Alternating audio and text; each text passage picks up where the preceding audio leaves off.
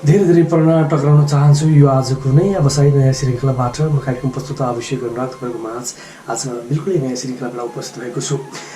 आजको बसाइमा मैले खास गरी यो गए शीर्षकको पाठमा सामाजिक क्षेत्रमा करिबन 1 दशक जति आफ्नो सेवाभाव प्रकट गर्नुभएको र खास गरी यो नारायण क्याम्पसको शिक्षक पेसामा आबद्ध भई करिबन 8 दशक जतिको यात्रा सफल पार्नुभएको व्यक्तित्वसँग आजको बसाइमा मैले तपाईँको माझ लिइरहेको छु। यतिको भनेपछि केही पृष्ठभूमिमा तपाईँले पनि धेरै कुरा बुझ्नु होला भन्ने मैले अनुभूति गरेको छु। हो, उहाँ हुनुहुन्छ राज विक्रम चाहिँ आजको बसाइमा मैले उहाँलाई बोलाएको छु। राज, यहाँलाई स्वागत छ। धन्यवाद हजुरलाई। मैले तपाईँलाई हिजो अस्तिका अनौपचारिक बसाइमा पनि के भन्ने गरेको छु, जस्तो दैलेखमा जस्तो यो विश्वको महामारीसँगै विश्वको जुन विश्व एउटा आक्रान्त ढङ्गबाट अगाडि कुदिरहेको छ, यद्यपि हुन त नेपाल सरकारले भर्खरै मात्रै लकडाउनलाई खुलो गराउने अथवा लकडाउन खोल्ने भन्ने निर्णय गरेको थियो। त्यहाँबाट पहिला मान्छेमा थुप्रै आर्थिक कठिनाइ आए, झै झगडा भए, रोजगार खुसी, प्रदेशबाट मान्छे बिचल्ली भएर आए। यही त ठ्याक्कै भन्दैन म त। यस्तै कारणले दैलेख लगायत हाम्रो देशमा आत्महत्या गर्नेको सङ्ख्या भत्तै बढ्यो। मैले किन गर्छन् आत्महत्या? मान्छे जीवनदेखि हार खाएर हो, यी यावत साहित्यदेखि लगेर समाज वास्तविकता यी यावत कुराहरूले एउटा निचोड के आउन सक्छ भने के हो त यो आत्महत्या? आत्महत्या विशेष गरी मान्छेले बढी महत्त्वकांक्षा राख्दैन र यो मान्छेले आफ्नो जीवन जुन भनिन्छ नि हिन्दू शास्त्रमा 84 लाख योनि पश्चात मानव जुनी आयो भनेर, यो मानव जुनी जुन आइसके पश्चात चाहिँ मान्छे जन्म लिन्छ। जब मान्छे जन्मपछि मृत्युसम्मको बिचको अवधि हामीलाई जीवन भन्छ। यो जीवन त्यहाँभित्रको सङ्घर्षपूर्ण छ अभियसली पनि, र त्यहाँभित्र खुसी, हाँसो, रोदन सबै चिजको सम्मिश्रण, सबै पीडा, सबै चिजको यो सम्मिश्रणको चलिरहँदाखेरि जुन सङ्घर्ष चलिरहने क्रममा चाहिँ जब मान्छेले चाहिँ जीवनका सबै ढोकाहरू बन्द देख्छ, अब मेरो सम्भावना सकियो, म बाँच्नुको कुनै अर्थ छैन, यावत कुराहरू यस्तो दुखी जिन्दगी लिएर होइन जता हेरे पनि अन्धकारै अन्धकार, जब उसले महसुस गर्न थाल्छ, एक्लोपन गर्न थाल्छ, तब मान्छेमा चाहिँ आत्महत्याको भाव पलाउन थाल्छ। यसरी चाहिँ मान्छे चाहिँ त्यो बिचको परिधिमा आइसक्दाखेरि चाहिँ मान्छे जब चाहिँ समाज सँगसँगै हुर्किने क्रममा, समाजसँगै बढ्ने क्रममा चाहिँ सामाजिक पृष्ठभूमिको कुरा होस् अथवा चाहिँ उसको शारीरिक वृद्धि विकाससँगै आउने यी सबै कुराहरूलाई उसले चाहिँ आफू समयानुकूलित नभइदिँदाखेरि चाहिँ मान्छेमा चाहिँ आत्महत्याको भावना आउन सक्छ। त्यो भावना नै उसको जीवनको अन्तिम क्षण बन्न सक्छ। त्यो आवेगको एक झोक नै उसको जीवनको बर्बादी बन्छ। मैले एउटा गीत सुन्दै आएको थिएँ अहिले भर्खरै कार्यक्रमले अगाडिपट्टि, जसका लागि जीवन फाले उनी मेरो हुन सकेन भने जस्तै हामी जसका लागि जीवन फालिदिन्छौँ न त्यसलाई देख्न सक्छौँ, न भेट्न सक्छौँ, न बोल्न सक्छौँ, न इर्ष्या गर्न सक्छौँ, न गाली गर्न सक्छौँ भने जस्तै बेकारको रहेछ है यो आवेगको झोकमा फाल्ने, अथवा समाजको एउटा अलिकति दरिलो अमिलो शब्दमा बोल्ने हो भने कायरहरूको मात्रै एउटा बहसको कुरा रहेछ है यो आत्महत्या चाहिँ। एक्ज्याक्टली हजुरले भने जस्तै मान्छे ठ्याक्कै आफ्नो समाजभित्रमा मैले समाजलाई, परिवारलाई के गर्नुपर्छ भन्ने त्यो कर्तव्य बोध नहुने होइन, सजिलैसँग चाहिँ एउटा आमाले गर्भमा 9 महिना राखेर त्यसपछि लिएर चाहिँ उसको उच्च शिक्षासम्म आइपुग्ने बेलासम्म कति धेरै लगानी बाबुआमाले लगाइराखेको हुन्छ। एउटा माया प्रेम सम्बन्धमा गाँसिएकै आधारमा चाहिँ यहाँ अहिले तमाम युवा युवतीहरूले चाहिँ यतिकै ज्यान फालेको अवस्था छ, खेर फालेको अवस्था छ। उहाँले के बुझिदिनु भएको छैन भने मेरो बाबुआमाले गर्भदेखि मलाई यहाँसम्म आफ्नो चाहिँ देह त्याग गर्नु पूर्वसम्म चाहिँ उहाँले गरेको त्याग, लगानी, उहाँहरूप्रतिको माया, स्नेह सबै एकैचोटि एउटा आवेगको भरमा चाहिँ उहाँहरूले चाहिँ आफ्नो देह चाहिँ त्याग गरिदिनुहुन्छ।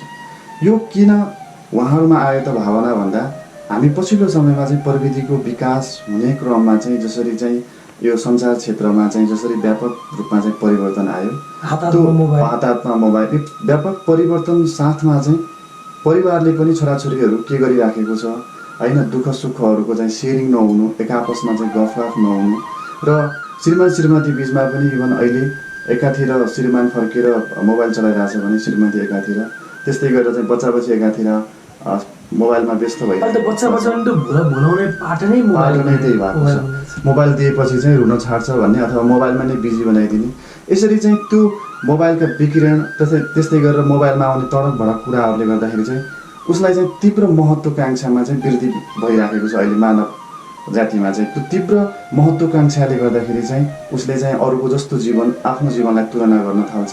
मेरो पनि त्यो जीवन त्यस्तै भइदिएको भए हुन्थ्यो भन्ने थाल्छ, धेरै महत्त्वकाङ्क्षा राख्छ र चाहिँ ऊ कालान्तरमा गएर चाहिँ उसका इच्छा आकाङ्क्षाहरू भने बमोजिम नभइदिँदाखेरि चाहिँ ऊ चाहिँ डिप्रेसनमा जान सक्छ। यसरी डिप्रेसनमा जाँदा बिस्तारै ऊ चाहिँ देह त्याग गर्ने चाहिँ पाटो रोज्छ। तपाईँ लामो समय एक मात्रै क्याम्पस नारायण क्याम्पसमा चाहिँ तपाईँ शिक्षण पेसामा आबद्ध भएको मान्छे, यद्यपि आत्महत्या गर्नेहरूको परिधि चाहिँ तपाईँको ठ्याक्कै यो भन्ने अथवा लाइन त्यो पर्खाल भन्ने छैन। यद्यपि राम्रै मान्छेहरू पनि राम्रै पढे लेखेका जागिरी भएका सबै मान्छेहरू पनि आत्महत्या गर्न सक्छन्। तपाईँलाई थाहा छ केही महिना मात्रै अगाडि हाम्रो फुलबारी विद्यालयमा एकजना विद्यार्थीले आत्महत्या गर्नुभयो।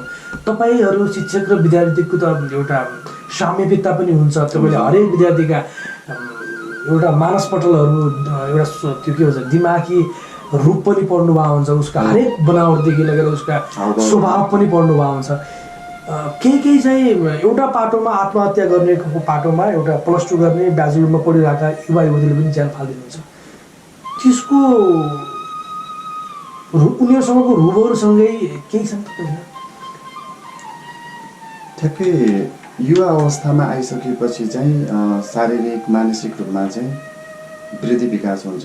टिनेजको अवस्थामा चाहिँ मैले धेरै विद्यार्थीहरूमाझ उनीहरूकोसँग चाहिँ एकदमै साथीत्व व्यवहार गर्ने पनि गर्दछु, किनभने उनीहरूसँगका केही कुराहरू उनीहरूलाई पनि दिउँ, उनीहरूबाट उनीहरू के कस्तो अवस्थामा गुर्जिराखेको छ, के कस्तो अवस्था उनीहरूकोमा बितिराखेको छ, त्यो पनि मैले यसो बुझ्ने प्रयास गरिराखेको हुन्छु।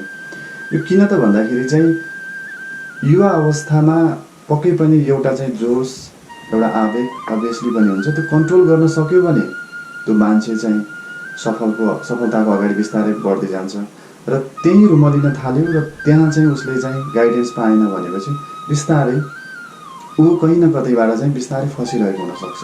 त्यस कारणले गर्दाखेरि चाहिँ हामी एउटा चाहिँ सामाजिक रूपमा चाहिँ हामी समाजभित्र बस्ने चाहिँ केही बुझेको मान्छेहरू जतिले चाहिँ कम्तीमा भए पनि त्यस्तो कुलततर्फ लाग्ने युवाहरूलाई अथवा चाहिँ त्यता माया प्रेममा एकदम फसेकोहरूलाई चाहिँ त्यही नै सर्वथोक हो भन्ने हिसाबमा गइराखेकाहरूलाई पनि हामीले के पनि दिनुपर्छ भन्ने सन्देश।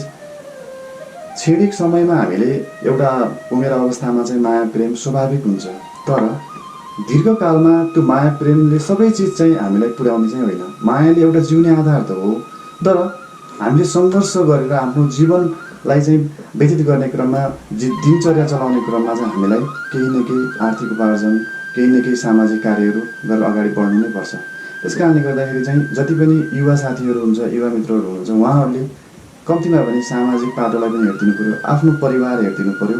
आफू एक्लो छु, खालि म एक्लो छु भन्ने महसुस नराखिदिनु होला, किनभने व्यक्ति एक्लो हुँदैन। जन्म लिइसकेपछि कहीँ न कहीँ ऊ परिवारसँग जोडिन्छ र बिस्तारै हुर्कदै समाजसँग जोडिन्छ।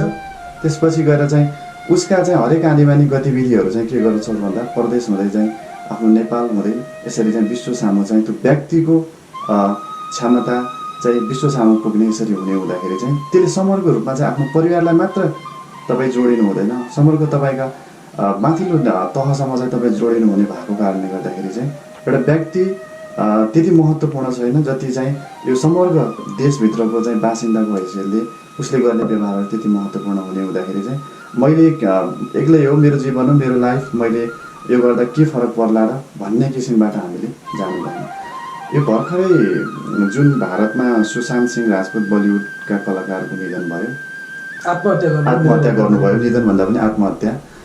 जसरी यो एउटा मिडियाहरूमा त्यो चाहिँ एउटा धेरै चर्चा परिचर्चा आत्महत्याको विषयमा चर्चित कलाकारहरूको धेरै लामो समयसम्म आउँदाखेरि चाहिँ मान्छेले चाहिँ यो मर्दा केही फरक पर्दो रहेछ, उनीहरू जस्तो मान्छे त बित्यो भने हामी बित्नलाई के भयो र मैले शिक्षक र विद्यार्थी बिचको कुरा किन जोडेको थिएँ भने जस्तो कतिपय विद्यार्थीहरूको अलिकति मार्क्स पुगेर फेल हुनुभयो, त्यसरी आत्महत्या गरिदिनुहुन्छ। कतिपय चाहिँ तपाईँको आज अनेस्टली भन्नुपर्छ, थोरै मन पनि दुख्छ, कतिपय फीको अभावले पनि आत्महत्या गर्नुहुन्छ। भोलि साथीभाइको अगाडि शिक्षक प्रशासनको चाहिँ मेरो त फी नभएर मलाई आउट गरियो अरे भन्ने सुन्दाखेरि पनि अहिले त्यसरी पनि सुसाइड गरेको पाइन्छन्। कतिपय विरल घटनाहरू होइन। कतिपय अब मान्छेहरू एउटा युवतीसँग अथवा युवा युवतीहरूको भेट हुने ठाउँ पनि विद्यालय हो, साथी पनि भाइ भने चाहिँ ती लभ पनि पर्छ। अनि लभमा धोका अनि बेकार छ, भोलि फलानाले थाहा पायो, मेरो साथीले थाहा पायो, त्योभन्दा बरु फलाने केले मैले मन पराएको कुरा लिगाएको उसले मलाई यासप गरेर म त्याग गरिदिन्छु भन्ने कुरा, यो मार्क्ससँग जोडिएका कुराहरू या हामीले थोरै निष्कर्ष निकाल्ने म चर्चा गर्दा कसरी गर्छौँ? एकदमै अहिले हाम्रो के छ भने पारिवारिक रूपमा पनि के छ त, मेरो छोरा पढ्दैछ भने मेरो छोराले यति मार्क्स ल्याउनुपर्छ, त्यो प्रेसर छ। अथवा छिमेकीको छोरा फर्स्ट भयो भने मेरो छोरासँग मेरो छोरा किन भएन, मेरो छोरी किन भएन भने यसरी तुलना गर्ने छ। समाजभित्रैबाट हामीलाई के छ त, परिवारभित्रैबाट समाजभित्रैमा चाहिँ के छ त भन्दा एक हिसाबले चाहिँ प्रतिस्पर्धा छ। यो प्रतिस्पर्धाको कारणले चाहिँ अब अबोध रूपमा चाहिँ जसरी अब यो एसई दिने जति पनि हुनुहुन्थ्यो त्यतिखेरको समयमा पनि प्रतिस्पर्धात्मक रूपमा चाहिँ मार्क्सहरू कमाइदिँदाखेरि चाहिँ थुप्रै नेपालमा वर्षेनी चाहिँ आत्महत्या गरिरहनु भएको भन्ने चाहिँ एउटा न एउटा न्युज आइराखेको हुन्छ। यसरी चाहिँ अब सबै चिज चाहिँ त्यो आत्महत्या नै एउटा समस्याको समाधान होइन। त्यस कारणले गर्दाखेरि चाहिँ जस्तो विद्यार्थीहरू आर्थिक अभाव पनि एउटा पाटो छ होइन, तर आर्थिक अभाव नै आफ्नो देह त्याग गर्नुपर्ने चाहिँ अवस्था चाहिँ होइन। किनभने जीवनमा थुप्रै आगामी दिनहरूमा थुप्रै चिजहरू चाहिँ गर्न सक्ने सम्भावनाहरू पर्याप्त हुँदाहुँदै मान्छेले चाहिँ त्यहीँ आएर चाहिँ अड्डिएर आफ्नो चाहिँ देह त्याग चाहिँ गर्नु भएन। यो नेपालको शिक्षा सिस्टम नै मा खोट देख्नु न तपाईँ? अब मैले व्यवहारिक रूपमा चाहिँ मेरो अनुभव मलाई के लाग्छ भने हाम्रो एउटा सोचाइमा के भरिएको जस्तो लाग्छ भने मैले इभन पढ्दै आउँदाखेरि पनि यो शिक्षा काम लाग्दैन। नेपालको शिक्षा अब मान्छेले भन्छ भोगन्ते त भन्छ भन्नलाई त, तर कतिपय कुराहरू सुधार गर्नुपर्ने पक्ष त छ। तर हाम्रो दिमाग सबैकोमा दिमागमा के भरिसकेको छ भने नेपालको शिक्षा अथवा नेपालको जुन पाठ्यक्रमहरू छ यो स्तर उन्नति छैन, यसले चाहिँ उ गर्दैन यताउति धेरै भनिएको मैले लाग्छ। तर मलाई व्यवहारिक रूपमा म एज अ म्यानेजमेन्टको स्टुडेन्ट हो, मैले त्यो पाटोबाट मात्रै बोल्दाखेरि चाहिँ के लाग्छ भने जब म मास्टर्स डिग्रीसम्म गरिसक्दाखेरि चाहिँ यो पढेको कुरा कहाँ लागु हुन्छ, मैले कहाँ प्रयोग गर्ने भन्ने कुरामा मलाई त्यति विज्ञता थिएन। जब म एज अ चाहिँ म्यानेजमेन्टकै सेक्टरमा चाहिँ म काम गर्न छिरिसकेपछि अक्षरंश रूपमा चाहिँ हामीले पढेका कुराहरू चाहिँ काम लाग्दो रहेछ है भनेर पुनः चाहिँ मैले 11-12को किताबहरू फेरि हेर्नुपर्ने आएको थियो। यो चाहिँ हाम्रो सोचाइमा के छ त, काम लाग्दैन काम छैन भन्ने हिसाबमा मात्रै गएको र एउटा भ्रमित चाहिँ फैलिएको हो कि भन्ने चाहिँ महसुस गरेको छु। यद्यपि सुधार गर्नुपर्ने कुराहरू त छ, तर राखिएका पाठ्यक्रम चाहिँ हाम्रो नेपालमा जसरी चाहिनुपर्ने सेक्टर विभिन्न सेक्टरमा काम गर्नुपर्ने सेक्टरहरूमा चाहिँ त्यो अभियसली पनि त्यसले काम गरिराखेको छ इन्टरनेसनल रूपमा पनि। तर हाम्रो दिमागमा चाहिँ के भ्रमित छ भने यो चाहिँ कहाँ काम लाग्छ र भन्ने खालको चाहिँ छ। मैले चाहिँ मेरो पर्सनल अनुभव चाहिँ हो यो, तर चाहिँ यो त्यस्तो चाहिँ हुँदैन। बुझ्नु चाहिँ सबैजनालाई मैले विद्यार्थीहरूलाई पनि मैले क्लासमा पनि भन्ने गरेको छु। तपाईँहरूलाई मैले यति धेरै भनिरहँदाखेरि तपाईँहरूलाई लाग्न सक्छ कि यो शिक्षा यो पढेको चाहिँ कहाँ पढेको हुन्छ, पढेकै हुँदैन यस्तो टाइपको सोच्नु होला, त्यो भ्रममा नपर्नु होला। मैले अक्षरंश रूपमा तपाईँलाई भन्ने गरेको छु, तपाईँ कुनै फाइनेन्सको सेक्टरमा काम गर्न जानुभयो भने यहाँ पढेका कुराहरू हुबहु यी कुराहरू चाहिँ तपाईँले चाहिँ त्यहाँ पालना गर्नुपर्ने हुन्छ, त्यो नियम चाहिँ लागू गर्नुपर्ने हुन्छ। त्यस कारणले गर्दाखेरि त्यसमा जस्तो म्यानेजमेन्टको पर्सपेक्टिभबाट हेर्दाखेरि चाहिँ हाम्रो चाहिँ एकाउन्टिङ सिस्टम कसरी रहन्छ त, एकाउन्ट पढाउने भएको कारणले गर्दा मैले राजी एकाउन्टिङ सिस्टम मैले थोरै भनेको चाहिँ के भने जस्तो मान्छे आत्महत्या गर्नु भनेको त अन्तिम बिन्दु हो, सकियो, उसले चाहिँ सुसाइड गरेर सकियो। तर सुसाइडभन्दा माथिपट्टि एउटा रूप हुन्छ, त्यो भनेको डिप्रेसन हो।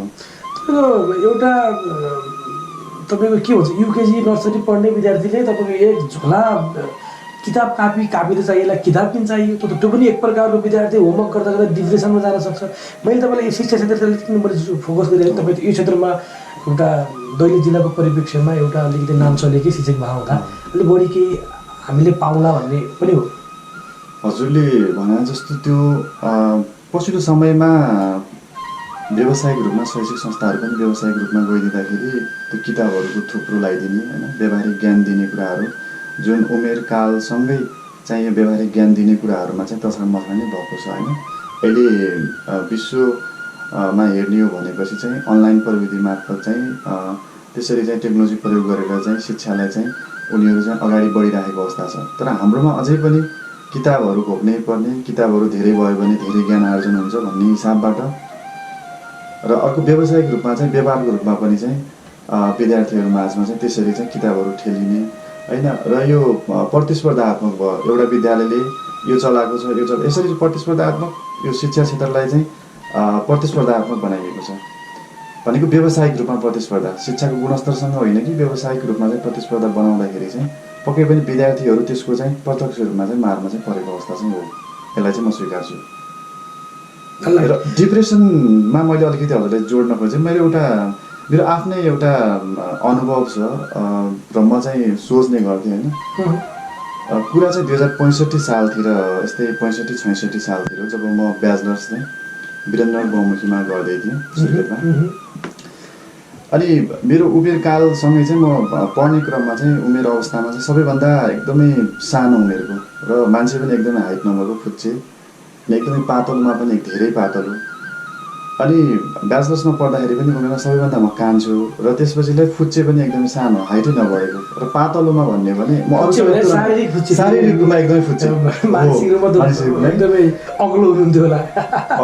रूपमा भए तापनि तर चाहिँ दिमागले सबै चिजहरू बुझ्ने भए तापनि एकदमै हाइटमा चाहिँ मेरो एकदमै सानो। र त्यसपछि लिएर यो पातलोको हिसाबले गर्ने भने एकदमै म जस्तो पातलो कोही छैन भन्ने हिसाबमा मेरो दिमागमा त्यो कुरा खेलिरहेको थियो। र कहिलेकाहीँ ठुलो हावाहुरी चल्यो भने पनि त्यो आफ्नो ज्यान जोगाउनु त्यस्तो किसिमको पातलो। अनि अब मलाई के लाग्यो भने मेरो दिमागमा एउटै कुरा मात्रै आउँथ्यो, चिन्ता। त्यो चिन्ताको विषय भनेको चाहिँ म यति धेरै पातलो किन छु, अब भगवान् मलाई हजुरले अरू जस्तो किन बनाउनु पर्ने, यति धेरै पातलो मान्छे, त्यो पनि होइन पातलो न पातलो, अनि ऊ हाइट पनि छैन, त्यस्तो लाग्ने। त्यसपछि सबैको दिमागमा बिहान जान्छ त्यही कुराहरू खेल्ने, खालि त्यो चिन्ताको विषय नै त्यही थियो मेरो। त्यसपछि चाहिँ मैले यो कुरा किन पनि जोड्न खोजेको भने मान्छे चाहिँ कसरी चाहिँ डिप्रेसनमा जाँदो रहेछ अथवा कसरी चाहिँ आत्महत्याको बाटोतिर जाँदो रहेछ भन्ने कुराले जोड्न खोजिरहेको है। त्यसपछि म एकचोटि चाहिँ अब कलेज जाँदै थिएँ, यसो दिउँसोको टाइम थियो, कलेज जाने क्रममा चाहिँ घन्टाघर नजिकै चाहिँ 2 जना महिलाहरू, बुढो त्यही पनि 60-65 वर्षको एराउन्डको महिलाहरू चाहिँ बाख्रा चराएर यसरी साइडमा बसेर गफगाफ गरिरहनु भएको थियो बाटोको साइडमा। अनि म जाने क्रममा चाहिँ त्यो 2 जना महिलाहरूले एक आपसमा कुरा गर्दै हुनुहुन्थ्यो। अनि एउटा आमाले अर्को आमालाई भन्दै हुनुहुन्थ्यो कि हेर म त यति धेरै चिन्ता लाग्छ कि चिन्ताले गर्दा म रातभर निदाउन सक्दैन भनेर उहाँले ठ्याक्क त्यो वर्ड मात्र सुनेँ मैले। उहाँको चिन्ताको विषय के थियो त्यो चाहिँ मैले सुन्न पाइनँ, थाहा भएन। उहाँहरू कुरा गर्दै हुनुहुन्थ्यो र उहाँहरूसँग मैले कुरा धेरै बुझ्ने पनि कुरा भएन। मेरो दिमागमा ठ्याक्कै के पर्यो भने म चिन्ताको कारणले गर्दा रातभरि निदाउन सक्दैन भनेर उहाँले ठ्याक्क त्यो वर्ड मेरो कानमा परिसकेपछि मेरो दिमागमा चाहिँ एकदमै ठ्याक्क के घुस्यो भने ओहो म त भर्खरको युवा छु, भर्खरको केटा, त्यत्रो 60-65 वर्षको आमालाई त चिन्ताले छोड्दो रहेनछ भने यो चिन्ता भन्ने चिज त मलाई मात्र होइन, आम सबैको दिमागमा केही न केही विषयमा त चिन्ता आउँदो रहेछ। त्यस दिनदेखि चाहिँ मैले चाहिँ यो चिन्ताको विषयलाई चाहिँ मलाई चाहिँ आफ्नो चाहिँ देह, आफ्नो चाहिँ प्राण अथवा चाहिँ म यो भगवान् मलाई मात्र किन आखिर कमजोर किन यसो चाहिँ मैले तुलना गर्न त्यहाँदेखि छोडेँ। नत्र भने त्यो किसिमको डिप्रेसन मेरो दिमागमा परिराखेको थियो। म यो त्यो हीन भावनाका कारणले गर्दा म कसैसँग एक्सपोज नहुने होइन, कसैसँग गएर बोल्नलाई पनि अड लाग्ने, यस्तो किसिमको भावना मेरो चलाइराखेको थियो आयो स्वाभाविक रूपले। अब यदि त्यो भावनालाई मैले बढुवा दिँदै जाँदै गरेको भए होइन म सामाजिक रूपमा चाहिँ आफ्नो सामाजिक व्यवहार पनि देखाउन सक्दैन थियो होला, परिणाम त्यही निस्कन सक्थ्यो। मैले त्यहीलाई नै इस्यु बनाउँदै लगेर जाँदाखेरि चाहिँ केही न केही घटना घट्न सक्थ्यो। तर आज तपाईँले जो ममा पनि त्यो कुराको पैदा भयो भन्नुभयो, तर त्यसलाई कसरी कन्ट्रोल गर्नु भन्ने कुरा आज बताउनुहोस् त, त्यसले पनि केही सन्देश आयो। मैले दिमागमा मेरो त्यही धेरै मान्छेहरूसँग सामाजिक रूपमा घुलमिल पनि नहुने अनि दिमागमा खालि त्यही कुराले मात्रै मलाई हिट गर्थ्यो हरेक पटक चाहिँ म आखिर म मात्रै किन यस्तो भन्ने हिसाबले चाहिँ त्यो हिट गर्ने क्रममा चाहिँ कतिपय अवस्थामा चाहिँ बाँच्नुभन्दा त मर्न ठिक होला मरे त सबै चिज स्वाहा होइन मरे त अब केही पनि छैन नि त मरिसकेर सक्यो टेन्सन सेन्सन हुँदैन चिन्ता सब हराउँछ भन्ने हिसाबमा पनि मेरो दिमागमा सोचहरू आइराखेको हुन्थ्यो तर एउटामा आज एउटा के भन्न चाहन्छु भने पछिल्लो समयमा यो आकर्षणको सिद्धान्त भन्ने एकदमै व्यापक रूपमा चाहिँ हामीले युट्युबहरूमा खोज्यौँ भने पनि द सिक्रेट भन्ने चाहिँ एउटा चाहिँ डकुमेन्ट्री नै छ र आकर्षणको सिद्धान्त भन्ने मान्छे सफलतातर्फ जानको लागि चाहिँ त्यो आकर्षणको सिद्धान्तले अथवा चाहिँ असफलतातर्फ जानको लागि चाहिँ त्यो आकर्षणको सिद्धान्तले ठुलो काम गर्छ भन्ने कुरा चाहिँ एकचोटि चाहिँ त्यो डकुमेन्ट्रीहरू हेरिदिनु भयो भने ठुलो काम गर्छ मलाई चाहिँ स्पेसल्ली चाहिँ त्यो दिन त्यो दुईवटा बुढो आमाहरूसँगको गफ आएको त्यो बसाइले चाहिँ मेरो जीवनमा चाहिँ अलिकति ठुलो परिवर्तन चाहिँ ल्याएको हो त्यतातिरको त्यो चिन्ता डिप्रेसनको कुरालाई चाहिँ ठ्याक्कै त्यसले रोकेको हो तपाईँले भने जस्तै त्यो बाटोमा चाहिँ सोच्ने पनि त्यही हो भन्छ नि मान्छेले जस्तो तिम्रो लेभलको मान्छेलाई सम्झाउ न तिमी जुन लेभलमा आछौ त्यो लेभललाई सम्झाउ धेरै माथि छ तर तिमी धेरै माथिको मान्छेलाई सम्झिन्छौ तिमी हिजो गाउँमा चाहिँ सामान्य दुईवटा चाउचाउ बिस्कुट राखेर पसल गर्थ्यौ भने आज सदरमुकाममा पसल गरेर आछौ किन विनोद चौधरी सम्झेर तिमी यहाँ हुन्छौ सम्झिनु त आफ्नो लेभलहरू हिजो हामी गाउँमा जन्मिया मान्छे हाम्रो सबै कुरा यहीँ छ किन हामीलाई चाहिँ त्यो सहर बजारमा फुटपाथले घर छ यहाँ छ भन्ने पनि एउटा आधार हो है एकदमै त्यही हो मान्छे महत्त्वकाङ्क्षी धेरै भयो भने कालान्तरमा चाहिँ त्यसलाई सफलता भन्दा पनि त्यसले चाहिँ पीडाबोध चाहिँ गराउँछ हामीले तुलनात्मक रूपमा चाहिँ आफ्नो परिवेश परिधि आफ्नो सामाजिक ब्याकग्राउन्डदेखि हरेक कुराहरूसँग त्यही अनुसार सँगसँगै चल्न सक्यौँ भने चाहिँ हामी चाहिँ जीवन सुखमय हिसाबले चाहिँ अगाडि बढ्दै हामी प्रगति पनि गर्न सक्छौँ जब हामी चाहिँ तुलना गर्न थाल्छौँ एकले अर्कालाई तुलना गर्न थाल्छौँ र हेर्छौँ भने त्यहाँ पक्कै पनि हाम्रो जीवनमा चाहिँ एउटा नैराश्यता दुःख अभियसली पनि आउँछ राजी म तपाईँसँग टिपिकल प्रश्न गर्न खोजेँ प्रश्न यदि अर्को रूप लगिरहेछ यो आत्महत्या गर्ने मान्छेका लक्षण कस्ता हुन्छ समय कम छ त्यसपछि समाधानको पाटोमा गइदिनु होला विशेष गरी आत्महत्याका लक्षणमा कुरा गर्दाखेरि चाहिँ मान्छेहरूले आफ्नो पारिवारिक सामाजिक सबै कुराहरू बिर्सिसक्छन् उनीहरू एक्लोपनको महसुसहरू गर्ने होइन अनि धेरै चाहिँ पहिला घुमिराखेको मान्छे अचानक चाहिँ घुम्नहरू छोड्ने त्यसपछि लिएर चाहिँ अब उसले गर्ने व्यवहारहरूमा चाहिँ आनी बानीहरूमा स्वाभाविक रूपमा चाहिँ केही परिवर्तनहरू आउन थाल्ने र चाहिँ उसले केही न केही साङ्केतिक रूपमा चाहिँ उसले केही गलत किसिमका गतिविधिहरू गर्न खोज्दैछ भन्ने किसिमका चाहिँ केही हिंसाहरू दिने यस्तो किसिमका चाहिँ लक्षणहरू चाहिँ आत्महत्या गर्नु पूर्व चाहिँ उनीहरूले देखाउने गर्दछन् भने आत्महत्या गर्ने कारणमा चाहिँ अब थुप्रै हुनसक्छ अहिले पछिल्लो समयमा चाहिँ आर्थिकको कुराहरू छ माया प्रेम सम्बन्धको कुराहरू बेरोजगारीको कुराहरू हुनसक्छ होइन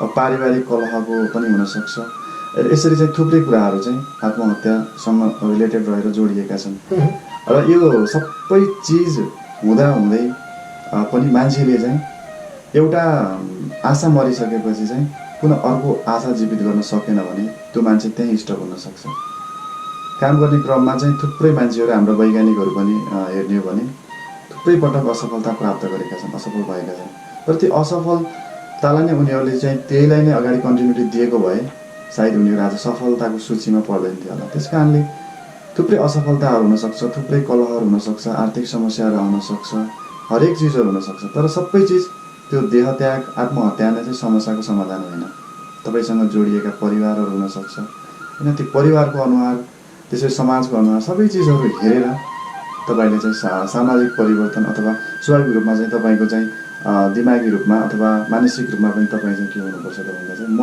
परिवर्तनको एउटा सम्भावक हुन सक्छु अथवा एउटा असफलता मिल्दैमा मलाई भोलि सफलता नै आउँदैन भन्ने होइन त्यस कारणले गर्दा मैले आफ्नो गर्ने कर्म बमोजिम चाहिँ म अगाडि बढेँ भनेपछि चाहिँ मेरो हातमा चाहिँ सफलता अभियसली पनि आउँछ अथवा मैले चाहिँ आफ्नो प्रगतितर्फ अगाडि बढ्ने बाटो पाउँछु भन्ने किसिमको चाहिँ मेरो सोचाइ चाहिँ राख्नु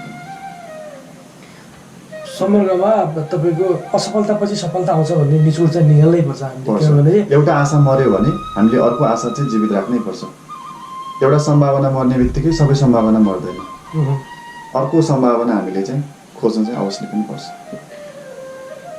तब मात्र खुसी भइन्छ, नत्र भने त्यही जीवन समाप्त हुन्छ। भनेपछि एउटा दुःखीको छैन यो संसारमा, सबै छ दुःखी। तर त्यो दुःखी भित्र पनि हामीले सुख चाहिँ खोज्नुपर्छ। पीडा सबैलाई छ, तर हामीले सुख खोजेर अगाडि बढ्ने। के अरे धनी होला नि तर सुखी चाहिँ छैन एकदमै। भनेपछि सुख दुःखको रूप चाहिँ सबैसँग मानव जातिमा छ, तर त्यसलाई बचाउनु नै त्यसको अन्तिम निष्कर्ष हो। तपाईँको निष्कर्ष पनि त्यही हो। समय दिनुभयो त्यसको लागि धन्यवाद छ। एकदमै, मलाई पनि यहाँसम्म बोलाएर हजुरले केही कुराहरू राख्ने मौका दिनुभयो, यहाँलाई धेरै धेरै धन्यवाद। र म पनि धेरै धेरै धन्यवाद दिन चाहन्छु सामाजिक विकास कार्यालय दैनिक, जसले आर्थिक सहयोग गर्नुभएको छ, र त्यसै गरी जिल्ला प्रशासन कार्य दैनिकलाई जसलाई समन्वयको पाटो अँगालिदिनु भएको छ।